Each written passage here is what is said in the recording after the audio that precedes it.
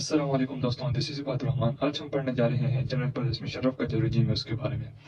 General Musharraf जो थे वो क्या हुए थे, 1943 को दिल्ली में पैदा हुए थे और 2023 को दुबई यूएई में वो वफात पाए थे।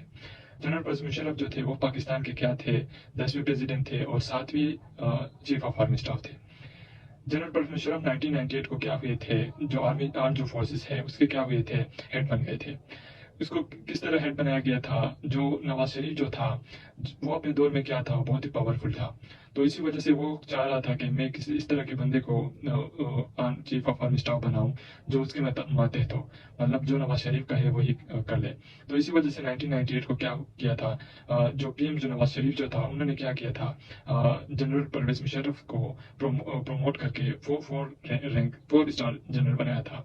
इससे पहले जो थे जनरल परवेज मुशर्रफ जो थे वो जूनियर थे। अभी नवाज शरीफ ने क्या किया था, इसको प्रमोट किया था, प्रमोशन देकर फिर ये क्या हो गया था, चीफ ऑफ आर्मी स्टाफ बन गया था।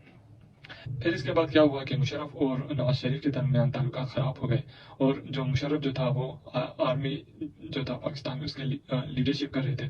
तो उन्होंने क्या किया, एक मिलिट्री कोप के जरिए जो एडमिनिस्ट्रेशन है उस पर कब्जा कर लिया और एक नए चीफ ऑफ मार्शल एडमिनिस्ट्रेटर बन गए। इससे पहले हमने पिछले लेक्चर में हमने बात की थी कि किस तरह जो डिफरेंट जो मार्शल एडमिनिस्ट्रेटर थे वो पाकिस्तान पर हुक्मरानी करते रहे, जैसे कि अयूब खान हो गया, जियाउल हक हो गया, फिर यहया खान हो गया था। इसी तरह ये भी क्या हो गया, एक नए चीफ ऑफ मार्शल एडमिनिस्ट्रेटर बन गए। जब इन्होंने पाकिस्तान के ऊपर पाकिस्तान में मार्शल लगा दिया तो इसके दौर में क्या हो गए थे, डेवलपमेंट हुए थे या अचीवमेंट्स हुए थे। तो उसमें सबसे पहले हम देखेंगे कि इसके दौर में पॉलिटिकल डेवलपमेंट हुई थी, जिसमें नेशनल रिकंस्ट्रक्शन ब्यूरो का इन्होंने क्या किया था, बुनियाद रखा था। इसका मकसद ये था कि जो इकानमी है इसको क्या कर दी जाए, रिकवर कर दी जाए। फिर इसके बाद जो लोकल बॉडीज है उनको क्या कर दी जाए, रीसेट कर दी जाए। अगर हम देखें तो परवेज मुशर्रफ के दौर में जो लोकल बॉडीज थे वो सही काम कर रहे थे। इससे पहले पाकिस्तान की हिस्ट्री में, इसके बाद भी पाकिस्तान की हिस्ट्री में कभी भी लोकल बॉडीज ने इसी तरह के काम नहीं किए जिस तरह जो परवेज मुशर्रफ की जो इरा उसमें किया है। फिर क्या हुआ कि इसके बाद जो डीसी जो था उसको चेंज क्या कर दिया गया, डीसीओ कर दिया गया, मतलब डिस्ट्रिक्ट कोऑर्डिनेटिंग ऑफिसर कर दिया। इससे पहले ये जो पोजीशन था वो डीसी के पास था।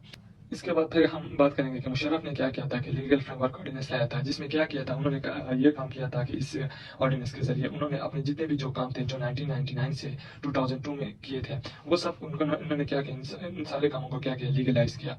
उसका मकसद सिर्फ यही था कि आपने जब इन सारे अपने जितने भी जो काम मैंने किए हैं, जब मैं इनको लीगल करूंगा तो दूसरे जो कोर्ट हैं इसमें इसको चैलेंज नहीं किया जाए। मुशर्रफ को ये ऑर्डिनेंस लाने का मतलब मकसद ये था कि वो अपने जो काम थे जो 1999 से 2002 में किए थे उन सारों को क्या करना था, लीगलाइज करना था।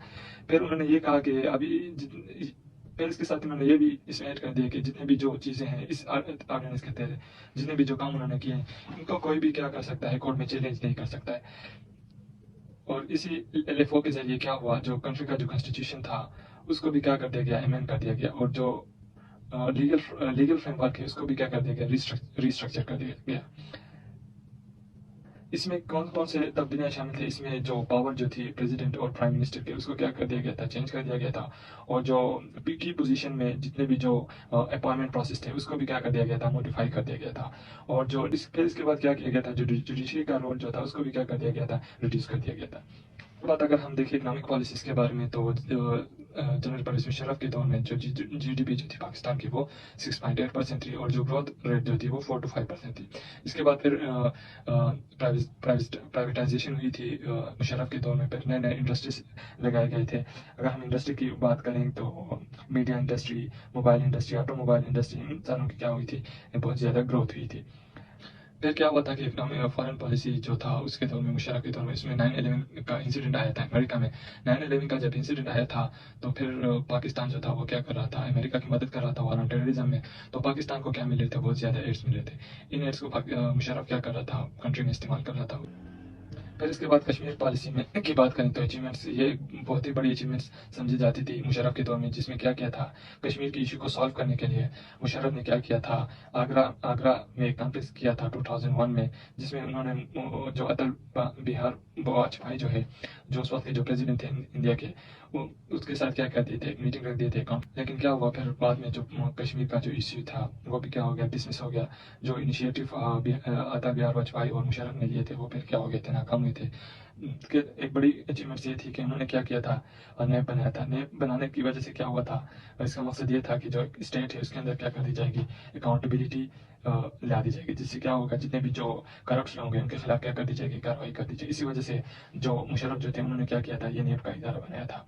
फिर इसके बाद एजुकेशनल रिफॉर्म की अगर हम बात करें तो एजुकेशन में जो एचईसी आजकल हम देख रहे हैं पाकिस्तान में जो नज़र आ रहा है, ये क्या कर दी गई थी, ये एचईसी जो हम देख रहे हैं ये मुशर्रफ के दौर में स्टैब्लिश किया गया था, जिसमें जो पाकिस्तान के जो डिग्री होल्डर्स हैं या पाकिस्तान के जो डिग्रीज हैं वो इंटरनेशनली क्या होते हैं, एक्सेप्ट होते हैं। इससे पहले कोई ऐसा कोई खास एचईसी का इदारा नहीं था।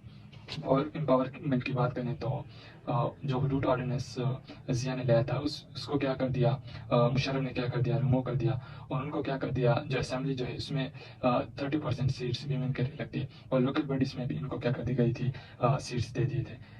फिर CNIC जो है कंप्यूटराइज्ड नेशनल आइडेंटिटी कार्ड जो सिस्टम जो था उसको भी क्या कर दिया था, मुशर्रफ ने इंट्रोड्यूस कर दिया।